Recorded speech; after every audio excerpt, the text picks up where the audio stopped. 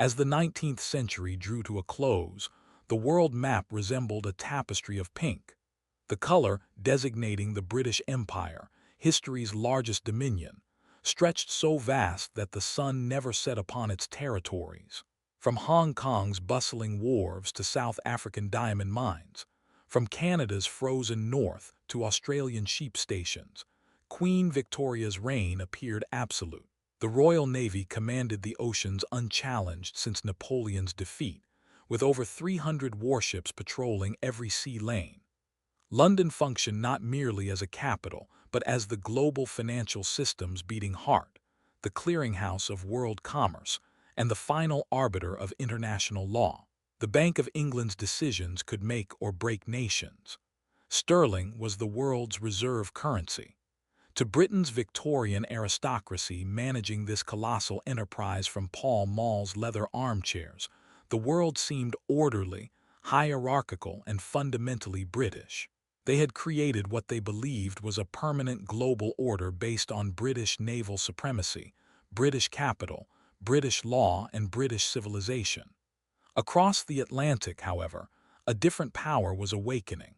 The United States remained a nation that European powers viewed with condescension mixed with unease. Throughout most of the century, Americans appeared as distant cousins, uncultured, boisterous, obsessed with internal expansion. They'd spent decades in civil war that killed over 600,000 of their own citizens, then systematically dispossessing indigenous tribes to secure their continent in what they euphemistically called manifest destiny. But by 1895, the frontier had officially closed. America's internal conquest was complete, and the pioneering energy that had driven settlers across prairies was now seeking external outlets, new frontiers to conquer, new markets to dominate. The United States had quietly undergone profound transformation that many European observers had failed to notice, while they were preoccupied with their colonial squabbles in Africa and Asia. While Britain policed far-flung colonies and fought endless small wars from Afghanistan to Sudan, America built factories at a pace that stunned economists. Its steel output had surpassed Britain's by 1890. Its railway network, over 200,000 miles of track, dwarfed all others combined. Andrew Carnegie's mills in Pittsburgh produced more steel than all of Britain's foundries. Standard Oil controlled 90% of American oil refining. J.P. Morgan's financial empire rivaled the great houses of London. The population exploded from 31 million in 1860 to 76 million by 1900, fueled by immigrant waves from Europe hungry for opportunity and willing to work for low wages in dangerous factories. It was a sleeping industrial giant, a coiled spring of productive potential lacking only direction and an outlet for its aggressive energies. The 1893 Depression, one of the worst economic crises in American history, had left the country angry, restless, seeking distraction from domestic troubles. Unemployment soared to 20%, banks failed, railroads went bankrupt. Labor strikes turned violent with federal troops crushing the Pullman strike in Chicago. The economic pain created a rising spirit of jingoism and aggressive nationalism that swept through American society like a fever. Influential voices argued that America had matured and deserved recognition among great powers. Naval theorist Alfred Thayer Mahan published The Influence of Sea Power Upon History, arguing that national greatness required a powerful navy and overseas bases. His book became a bestseller and profoundly influenced American strategic thinking. The country was psychologically primed for an international adventure that would prove its arrival on the world stage. These two tectonic plates, an overstretched British Empire in decline and an aggressive American republic ascending, were destined to collide. The collision point wouldn't be a major strategic hub like Suez or Gibraltar. It would be a steaming, mosquito-infested South American jungle patch that appeared on most maps as blank space. But this obscure border dispute would trigger the most serious Anglo-American crisis since the War of 1812, and ultimately reshaped the entire global order. The forgotten border, the dispute between Venezuela and Britain, was a colonial headache dragging on so long that most diplomats forgot its origins. It dated to the Napoleonic Wars when Britain acquired British Guiana from the Dutch in 1814 as part of the post-Napoleon settlement. The Dutch had never defined their colony's western boundary with any precision because nobody cared about the Orinoco Basin's dense rainforests, a green hell of swamps, jaguars, poisonous snakes, and endemic diseases, impenetrable and economically worthless. There were no settlers there, no towns, no economic activity. It was simply empty space on colonial maps. But empires abhor vacuums, and undefined borders inevitably become flashpoints. In 1841, Britain dispatched German naturalist and surveyor Robert Schomburgk to map the colony's boundaries scientifically. Schomburgk spent months in brutal conditions, surveying the jungle, battling disease and hostile terrain. The line he drew became infamous. The Schomburgk Line that pushed the British boundary far westward, claiming not just empty jungle but the mouth of the Orinoco River, Venezuela's commercial artery and gateway to its interior. This was strategically significant because controlling the Orinoco meant controlling access to Venezuela's agricultural heartland and any future resources that might be discovered there. Venezuelans protested vigorously, citing old Spanish colonial maps from the 16th and 17th centuries, showing their territory extending all the way to the Essequibo River, far to the east.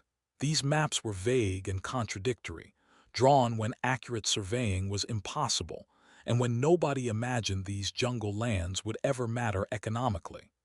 Britain ignored Venezuelan protests entirely. Venezuela was weak, instability-prone, racked by civil wars, military coups, and economic chaos. It was exactly the kind of disorganized Latin American republic that European powers treated with contempt. Britain was the world's master, ruling a quarter of humanity. The opinions of Caracas carried no weight in London's halls of power.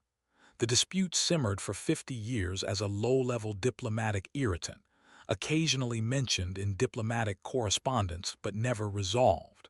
Then came gold. Late 19th century prospectors, following rumors and indigenous reports, discovered massive alluvial gold deposits in the Uruari River region, directly in disputed territory. Suddenly, worthless jungle became a fortune waiting to be extracted.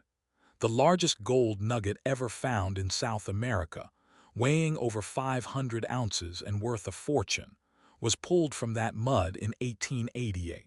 News of the discovery triggered a gold rush. British, American, and Caribbean miners and settlers flooded the zone, establishing rough mining camps and beginning systematic extraction. The British government, sensing revenue through taxation and strategic advantage through permanent settlement, formalized its claim to the Schomburgk Line, then pushed even further, claiming an additional 33,000 square miles of territory that extended Britain's claims deep into what Venezuela considered its sovereign territory. For Venezuela, this was existential. Britain wasn't just taking jungle, they threatened to control the Orinoco Delta, which would effectively give them a stranglehold over Venezuela's economy, its trade routes, and its future development. The Venezuelan government grew desperate. They severed diplomatic relations with Britain in 1887, a dramatic but ultimately futile gesture. They appealed to European powers for help, to France, to Germany, to Spain. But nobody wanted offending London over a South American border dispute. The European powers were too busy carving up Africa among themselves in what became known as the Scramble for Africa. Venezuela's protests were ignored. Venezuela realized it possessed only one remaining card, dragging the United States into the fight by appealing to American hemisphere solidarity and anti-British sentiment. The propaganda campaign Venezuela hired former American Ambassador William Lindsay Scruggs as a lobbyist and public relations operative. Scruggs was a propaganda master, understanding perfectly how to manipulate American public opinion and congressional sentiment. He authored an inflammatory pamphlet titled British Aggressions in Venezuela, or the Monroe Doctrine on trial, distributing it strategically to every congressman, every senator, and every influential newspaper editor in Washington. His argument was simple, powerful, and inflammatory.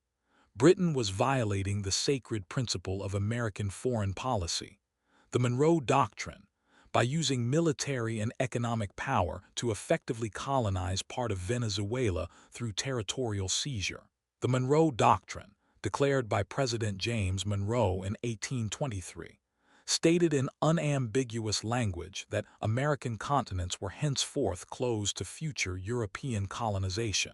Any attempt by Europe to extend its political system to the Western Hemisphere would be viewed as dangerous to American peace and safety, and would provoke American response. The doctrine had become almost sacred scripture in American political culture, a cornerstone of national identity and hemispheric policy. But for 70 years, it had been largely theoretical and rhetorical. The U.S. Navy was too small, too weak, and too scattered to enforce it against the likes of the Royal Navy, which could concentrate overwhelming force anywhere in the Americas within weeks. But Scruggs' brilliantly crafted pamphlet landed in Washington at the exact psychological moment, when the United States was actively seeking a fight, hungry for international confrontation that would prove American power and distract from domestic economic troubles. The timing was perfect. President Grover Cleveland was politically besieged on all sides. The economy was in ruins, with unemployment at catastrophic levels. Strikes and riots swept major industrial cities. Labor violence was met with brutal federal crackdowns that alienated workers. His Democratic Party was hemorrhaging support and losing ground to Republicans who were shrewdly accusing him of foreign policy weakness, of allowing European powers to disrespect American interests with impunity. Cleveland desperately needed a win, a clear demonstration that he could stand up for American interests and command respect on the international stage. He needed to look strong, decisive, and patriotic. His Secretary of State was Richard Olney, a Boston corporate lawyer who had made his fortune representing railroads and corporations. Olney possessed a bulldog temperament, an aggressive personality, and a deep, almost religious belief in American exceptionalism and American destiny to dominate the Western Hemisphere. Viewing the South American map, Olney saw not a technical border dispute but a fundamental test of American power and will. If Britain could simply redraw Venezuela's map whenever gold was discovered, using military threat to enforce territorial claims, then the Monroe Doctrine was a meaningless piece of rhetoric, a dead letter. It meant the United States wasn't the paramount power in its own hemisphere, that American declarations of policy could be safely ignored by European empires. The diplomatic bombshell, summer 1895. Richard Olney sat down at his State Department desk and drafted a diplomatic note to Britain that would become one of history's most aggressive documents. Essentially, a lengthy legal brief asserting American hegemony over the entire Western Hemisphere. The note ran to thousands of words, combining legal arguments with blunt assertions of power.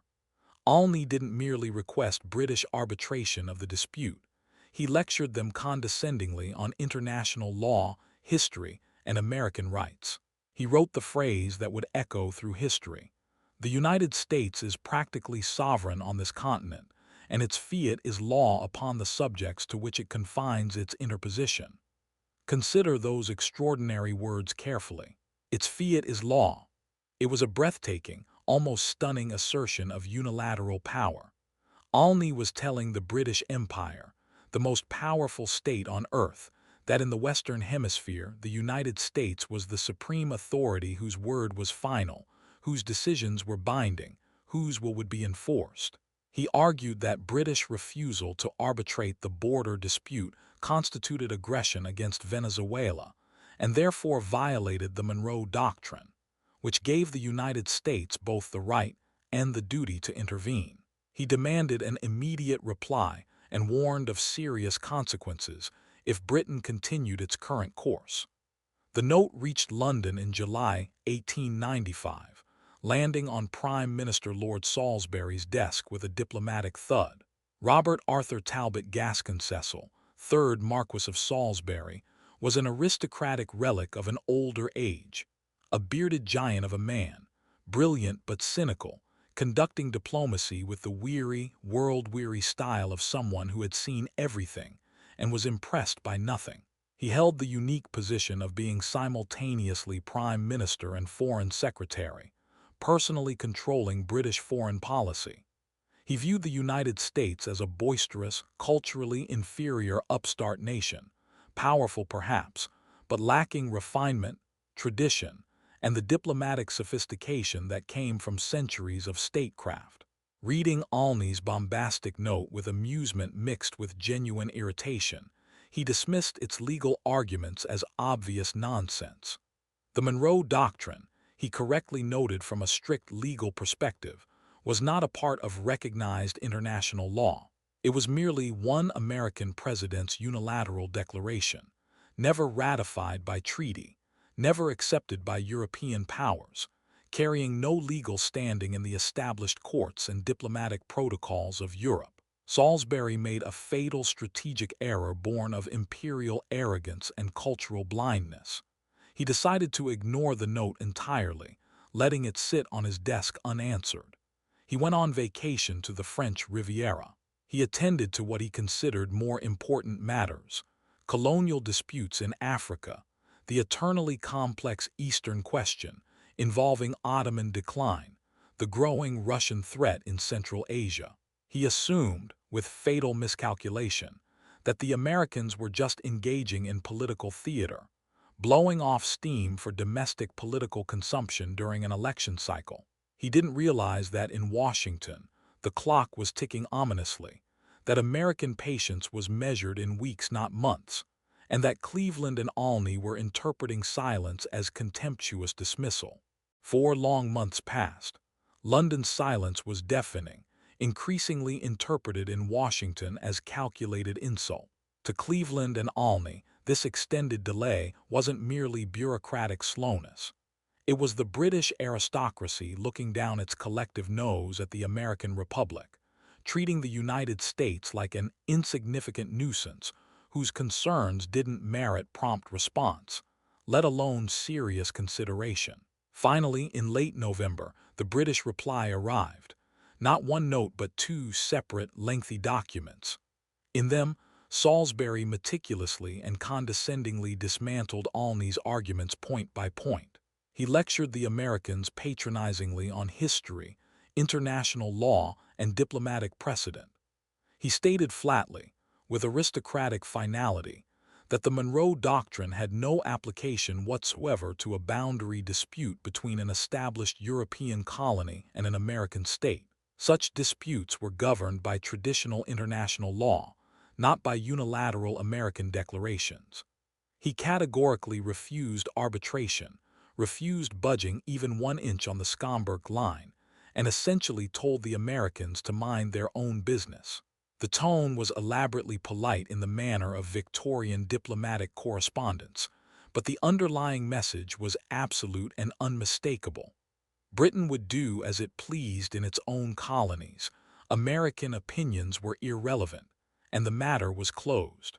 Reading Salisbury's dismissive reply, Cleveland was absolutely furious. He felt personally disrespected, humiliated before his own government and country. Britain hadn't just said no. They had treated the United States like an ignorant child that needed to be patronizingly schooled by adults who understood how the world really worked. Cleveland's famous stubbornness and pride were deeply wounded. He decided to escalate dramatically, taking the issue out of the quiet corridors of private diplomacy and throwing it explosively into the public arena where it would become a test of national honor. He decided to threaten war. The war message, December 17, 1895. Grover Cleveland sent a special message to the United States Congress that hit Washington like a bombshell exploding in the Capitol building. Cleveland's message asked Congress to appropriate funds to create an American commission to investigate the border dispute and determine where the true boundary rightfully lay. That sounded reasonable enough, even measured and responsible. But then came the devastating kicker that transformed everything.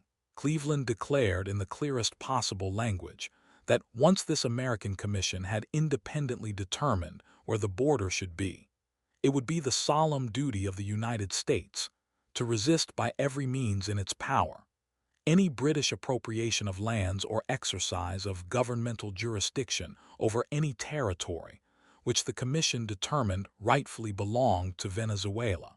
Resist by every means in its power. In diplomatic language, that unambiguous phrase means war. The President of the United States had just drawn a red line in the sand, publicly declaring that the U.S. would unilaterally decide the border through its own commission, then fight the British Empire if British forces crossed that line. It was an ultimatum disguised as a jurisdictional dispute. American reaction was instantaneous and explosive, like a match carelessly thrown into a powder keg. The chamber of Congress erupted in sustained cheers and patriotic shouting. Republicans and Democrats, who had been fighting bitterly and viciously over domestic economic issues and the currency question, united overnight against the old enemy across the Atlantic. Ancient grievances and resentments came flooding back. The press went wild with sensational headlines screaming "War with England" and "Twist the lion's tail." The Civil War generation, which still vividly remembered and bitterly resented British diplomatic sympathy for the Confederacy and British ships that had been built in British shipyards for Confederate use, felt a surge of vengeful patriotism. The powerful and well-organized Irish-American community, which had suffered under British rule and harbored deep ancestral hatred for Britain, was absolutely ecstatic at the prospect of America fighting Britain. In New York, Boston, Philadelphia, and Chicago, large crowds gathered spontaneously in public squares singing patriotic songs, waving flags, and calling for war. Militia regiments across the country began drilling and recruiting. Newspapers ran breathless stories about American ironclads that would challenge British naval supremacy. It was national psychosis, collective madness, war fever sweeping the land like an epidemic, fueled by decades of pent-up industrial energy, frustrated national pride, economic anxiety seeking an external target, and jingoistic belief that America had finally matured to challenge European empires. Americans were eager, almost desperate, to prove they were no longer a second-rate power confined to their continent. They were ready to challenge the mistress of the seas, to test whether American industrial might could defeat British imperial prestige. For many Americans, particularly younger men who had grown up after the Civil War, this seemed like their generation's great adventure, their chance to prove American manhood and national power on the world stage. In London, news of Cleveland's war message arrived with December 18th morning papers, creating shock and confusion. The British public was utterly bewildered by the sudden crisis. They had been paying almost no attention to the Venezuela issue, regarding it as an obscure minor border squabble in a distant jungle they couldn't locate on a map if asked. Venezuela was just one of 100 colonial issues that Britain was constantly managing. Suddenly, they opened their newspapers over breakfast to find that the President of the United States was threatening to invade Canada and sink the Royal Navy over a territorial line through South American jungle. The cognitive dissonance was profound. Initial British reaction was shock mixed with disbelief. Many people thought it must be a joke, political theater, or perhaps an American domestic political stunt that would blow over in a few days.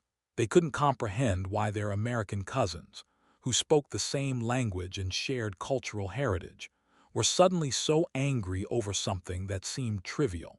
But as increasingly urgent reports from the British ambassador in Washington began arriving via telegraph, describing the war fever gripping America and the deadly seriousness of congressional debates about military appropriations, the situation's gravity gradually sank in among Britain's ruling elite. This wasn't a stunt or political posturing. The Americans were deadly serious and appeared genuinely prepared to fight. The strategic trap Lord Salisbury hastily called emergency meetings with his cabinet and military advisors. The mood was grim, almost funereal. Looking honestly at the strategic board for the first time, analyzing the situation without imperial arrogance, they realized with dawning horror that they were trapped by their own complacency and overconfidence. They had catastrophically underestimated the Americans, foolishly assuming that British naval power was so overwhelmingly superior that no rational nation would dare challenge it. But as admirals began running detailed numbers and planning actual war scenarios, the terrifying reality of a war with the United States became crystal clear. Yes, the Royal Navy was numerically larger with more ships, but those ships were scattered across the entire globe, protecting far-flung trade routes, colonial ports, and imperial interests from Suez to Singapore, from Hong Kong to Bombay. To fight the Americans effectively, Britain would have to concentrate the fleet massively in the Atlantic, withdrawing ships from Asia, Africa, and the Mediterranean. This would leave the empire essentially naked and vulnerable in those regions, inviting attacks from Russia, France, or other powers who would immediately seize the opportunity to challenge British colonial holdings, while the fleet was preoccupied with America. And the Americans possessed critical strategic advantages that no other potential enemy had. Geography made them essentially uninvadable by any European power.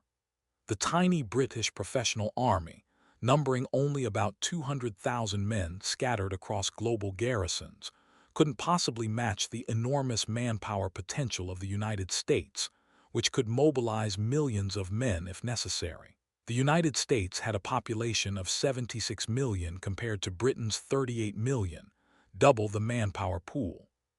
Canada, the crown jewel in North America and Britain's largest settler colony, was essentially an undefendable hostage with a 1,000-mile porous border with the U.S. that was militarily impossible to secure. If war erupted, American armies would march into Montreal and Toronto within weeks, and there was absolutely nothing Britain could realistically do to stop them. The Canadians themselves, many of whom felt more North American than British, might not even resist effectively. Furthermore, American industrial capacity was genuinely terrifying when considered as a war-making potential. They could build ironclad warships, modern rifles, artillery, and ammunition faster than British shipyards and arsenals, which were optimized for peacetime production and colonial policing, not total war mobilization. War with America wouldn't be a quick colonial skirmish of the type Britain regularly fought in Africa or Asia. It would be grinding, total industrial war against a continent-sized nation, with seemingly limitless natural resources, industrial capacity, and manpower reserves. But the most immediate and devastating threat wasn't military, it was financial and economic. On Wall Street, the mere threat of war caused immediate panic. On what became known as Black Friday, the stock market crashed dramatically. British investors who held billions of dollars in American railway stocks, bonds, and industrial securities, representing decades of capital investment in America's rapidly growing economy, rushed frantically to sell, fearing their assets would be confiscated or become worthless in wartime. Market liquidity in London dried up almost instantly. The City of London, the financial heart of the empire and the world's banking center, sent an absolutely clear and urgent message to the government through its representatives and the financial press. War with our biggest trading partner will bankrupt us. The economic catastrophe would dwarf any military considerations. The British elite, sobered by these cold calculations, stared into the abyss of what an Anglo-American war would actually mean. They suddenly realized they were diplomatically and strategically isolated in a dangerous world. In Europe, the aggressive German Kaiser Wilhelm II was growing increasingly belligerent and militaristic, clearly challenging British naval supremacy and colonial dominance. In southern Africa, the Boer republics were arming themselves heavily, preparing for inevitable conflict. In the Far East, Russia was expanding its influence, and Japan was modernizing rapidly into a formidable regional power. Britain had no real allies, no treaties of mutual defense, no powers it could call upon for support. It had prided itself for decades on a policy of splendid isolation, staying aloof from European alliance systems while managing its empire independently. Now that isolation looked not splendid but acutely dangerous. Britain could not afford to be simultaneously at war with America while facing threats from Germany, Russia, France, and regional powers across its empire. Lord Salisbury faced the most difficult decision of his long political life. He could stand his ground, refuse to compromise, fight for the honor of the empire, and the principle that Britain bowed to no threats, and thereby plunge the world into a cataclysmic war over a patch of mosquitoes and gold dust in a jungle nobody had cared about 5 years earlier. British honor and imperial prestige said to fight. Or he could swallow his enormous pride, admit that the world had fundamentally changed, acknowledge that American power was now too great to challenge in the Western Hemisphere, and bow to American demands in humiliating fashion. Survival and rational self-interest said to retreat. As Christmas 1895 approached, the world held its collective breath in anxious anticipation. Newspapers on both sides of the Atlantic filled with feverish speculation about ironclad battles and invasion routes. Telegraph cables between London and Washington hummed continuously with coded diplomatic messages. The British lion was crouching defensively. The American eagle was screaming aggressively. And for the first time in nearly a century, since the end of the Napoleonic Wars, it wasn't clear who would blink first in a confrontation between great powers. The possibility of the world's two greatest English-speaking powers fighting each other seemed almost surreal, yet it appeared increasingly likely as New Year's Day 1896 approached. The Kaiser's gift, early January 1896. The world balanced precariously on a knife edge, with the U.S. and Britain locked in a standoff that seemed destined for war. Military planners on both sides were drawing up operational plans. But history often turns on coincidences, on random events in distant places that suddenly shift calculations and priorities. Just as Venezuela tension reached its absolute boiling point, a completely unrelated event on the other side of the world, in South Africa, provided the distraction and face-saving excuse that ultimately saved the peace. January 2, 1896. News reached London via telegraph of a disaster in South Africa that would have profound consequences.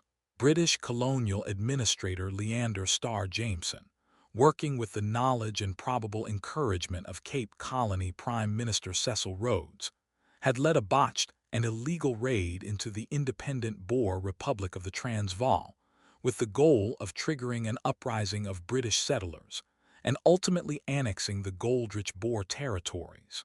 The Jameson raid was a complete fiasco, poorly planned, badly executed, easily crushed. The British raiders were quickly captured and humiliatingly paraded as prisoners. This was deeply embarrassing to British prestige. But what happened next changed London's entire geopolitical calculus instantly, and provided Salisbury the escape hatch he desperately needed. On January 3rd, German Kaiser Wilhelm II, erratic, impulsive, always seeking to assert German power, sent a public telegram to Boer President Paul Kruger congratulating him warmly on repelling the British invaders, without appealing to the help of friendly powers. The phrase was deliberately chosen and deliberately inflammatory. The Kruger telegram was a diplomatic bombshell, a direct, calculated insult to British honor, implying that Germany was willing and ready to support the Boers militarily against the British Empire, and suggesting that Germany could project power into southern Africa despite British naval dominance. The British public reaction was instantaneous, volcanic, and visceral. All the pent-up anger that had been focused on the Americans suddenly spun around and fixated with burning intensity on Berlin and the Kaiser. The anger toward Washington evaporated almost overnight, replaced by a rage toward Germany that bordered on hysteria. Crowds that had been singing anti-American songs suddenly burned German flags instead. The press that had been screaming about American presumption now screamed about German ambitions and German threats to the empire. For Lord Salisbury, this was an unexpected gift from the gods of geopolitics, a face-saving escape route from an impossible situation. The German threat in Europe and Africa was real, immediate, and strategically dangerous in ways that the American threat in Venezuela simply wasn't. Germany was building a powerful battle fleet, specifically designed to challenge British naval supremacy in European waters. Germany was actively seeking colonies in Africa that would threaten existing British territories. Germany was an ideological rival promoting militarism and authoritarian rule as alternatives to British liberal imperialism. The Kaiser's aggressive personality made him fundamentally unpredictable and dangerous. In contrast, the American threat in Venezuela was ultimately a manageable legal dispute over a borderline that didn't threaten core British interests in Europe or Asia. The Kaiser had inadvertently clarified Britain's strategic priorities with perfect timing.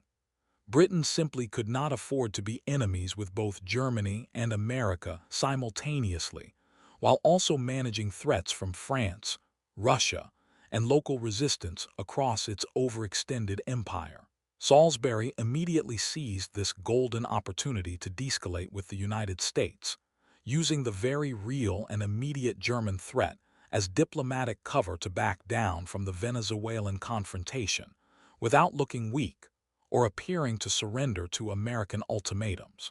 He could present retreat from Venezuela not as bowing to American pressure, but as rationally redeploying British resources and attention to face the more serious German challenge.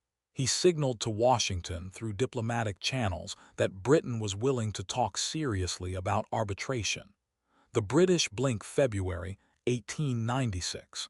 After weeks of intense but secret diplomatic negotiations, the British government formally agreed to the primary American demand. They would submit the Venezuela border dispute to neutral international arbitration. This was the blink, the surrender, the acknowledgement of defeat. After months of proudly and publicly saying, "Her Majesty's government will never submit this matter to arbitration," they submitted.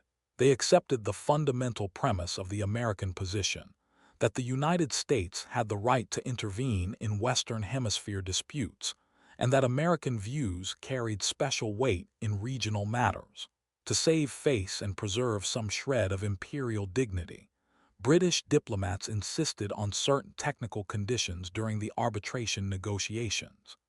They argued strenuously that any British settlers who had lived in the disputed territory for 50 years or more should be allowed to remain on their land regardless of where the final arbitration line was drawn. This prescription principle, based on long settlement, would protect British gold miners and their investments.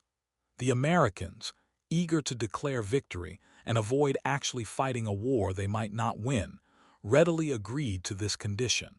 It was an obvious fig leaf covering British diplomatic retreat, but everyone involved understood what had fundamentally happened. The Monroe Doctrine, long dismissed by European powers as meaningless rhetoric, had been enforced at gunpoint. Britain had been forced to back down by the credible threat of American military force. Thank you for watching. If you want to understand how economies rise and fall, how wealth is created and destroyed, and what history's greatest cautionary tales teach us about our own time, make sure to subscribe. These patterns repeat, and understanding them might be the most valuable knowledge you can possess. We'll see you in the next one.